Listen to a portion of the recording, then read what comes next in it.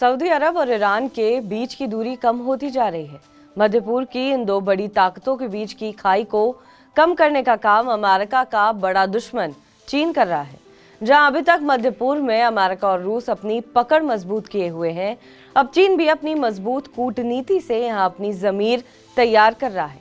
Saudi press agency ने बताया है कि बीजिंग एग्रीमेंट को आगे बढ़ाने के लिए सऊदी चीनी ईरानी संयुक्त त्रिपक्षीय समिति की दूसरी बैठक रियाद में हुई है। ये बैठक सऊदी के उप विदेश मंत्री वलीद बिन अब्दुल करीम एल खैरिजी की अध्यक्षता में की गई है, जिसमें चीन के उप विदेश मंत्री जेंग ली और ईरान के राजनीतिक मामलों के उप विदेश मंत्री माजिद तख्त रवांची भी मौजूद थे।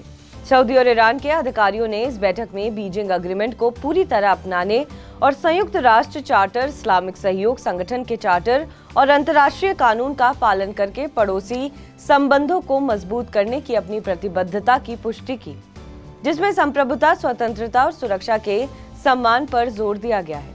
सऊदी अरब और ईरान ने चीन की पहल को भी सराहा और बीजिंग समझौते में इसके प्रयासों को अहम बताया है।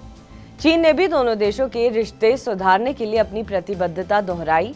बैठक में वाणिज्य दूतावास सेवाओं को आगे बढ़ाने के लिए जोर दिया गया, जिससे 87,000 से ज्यादा ईरानी तीर्थयात्री हज करने आए हैं और 52,000 से ज्यादा ईरानी लोगों ने 2024 में उम्रा किया। इसके अलावा ईरान और सऊदी ने टैक्स फ्री ट्रेड के लिए तत्परता व्यक्त की और चीन के साथ मिलकर आर्थिक और राजनीतिक सहयोग का विस्तार करने की उम्मीद जताई। अधिकारियों ने सऊदी ईरानी संयुक्त मीडिया समिति की पहली बैठक और Prince Saud Al Faisal Institute for Diplomatic Studies और ईरान के Institute for Political and International Studies के बीच एक समझौते का भी स्वागत किया। बैठक के दौरान तीनों देशों ने फिलिस्तीनियों के ऊपर हो रहे इजरायली हमले की निंदा की और अंतर्राष्ट्रीय समुदाय से इसे तुरंत रुकवाने की अपील की है। इसके अलावा इजरायली सेना के लेबनान में घुसने और ईरान की संप्रभुता और क्षेत्रीय अखंडता के उल्लंघन की निंदा की है। मार्च 2023 में चीन की मध्यस्थता में दोनों देशों ने 2016 में खत्म हुए अपने राजनयिक रिश्तों को बहाल किया था।